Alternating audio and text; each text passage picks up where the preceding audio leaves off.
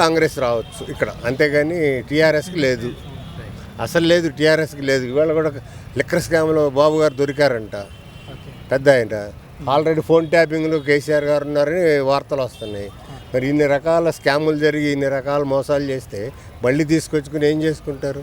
10 సంవత్సరాలు నీకు ఇచ్చారు, సంపాదించావు నీ తెలంగాణని. మరి నిజం కాకపోతే ఎందుకు వస్తుంది వార్తలు?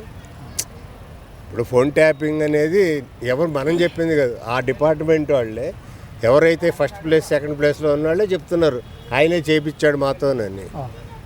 మరి అది నిజం కాకపోతే వాళ్ళ మీద ఇమ్మీడియట్గా కేసు పెట్టుకోవచ్చుగా. నీ డిపార్ట్మెంట్ వాళ్ళే, వాళ్ళందరూ పోలీసులేగా, బయట వాడు చెప్పినవి కాదుగా. ఏదోటి ఎంతో కొంత నిజం లేకపోతే వాళ్ళు చెప్పరుగా. వాళ్ళ పేర్లతో సహా ఎవరెవరిని చేయమన్నారు, ట్యాపింగ్ ఏంటి అనేది వాళ్ళే చెప్తున్నారు. అసలు విడిగా సామాన్యుడికి ఏం తెలుసు?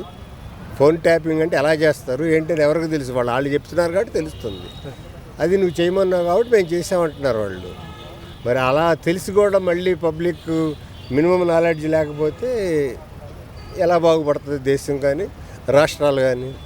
వాళ్ళపైన ఎటువంటి చర్యలు తీసుకుంటే బాగుంటుంది మీరేమనుకుంటున్నారు? యాజ్ పర్ లా ఎలా ఉంటే అలా చేయాలి, అంతే. న్యాయం ఎటు చెప్తే అంతే. మనం చెప్పుకునేది కాదుగా. దాంట్లో ఆ చట్టం ప్రకారం అలా ట్యాపింగ్ చేస్తే ఏ శిక్ష ఉంది, ఏదైతే దాన్ని అమలు చేయాలో అదే చేయాలి. మనం చెప్తే విడిగా పర్సనల్ గ్రడ్జెస్ మనకేం ఉండవు కదా. సో న్యాయం ఎట్టు చెప్తే అట్టే చేయాలి. ఫోన్ ట్యాపింగ్ చట్టంలో పలానా చేస్తే ఇలా ఉంది అనేది ఉన్నది, అదే చేయాలి, అంతే. అట్లాగే లిక్కర్ స్కాము ఇప్పుడు ఆమెకు 4 నెలలు 3 నెలలు అయింది. ఏదో కొంత లేకపోతే వాళ్ళు మాత్రం ఎన్ని రోజులు ఎందుకు పెట్టుకుంటారు? రియాలిటీ ఉందనుకో, ఆమె ఏం చేయలేదనుకో, రేపు ఇంకో నెల తర్వాతే ఆమె బయటకు వస్తుంది.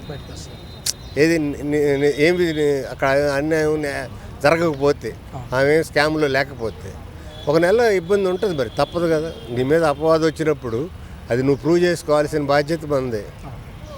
సో ఉంటుంది కొంచెం ఇబ్బంది. నువ్వు రియాలిటీ ఉంటే వస్తుంది బయటికి, లేకపోతే అలాగే వెళ్ళిపోతారు.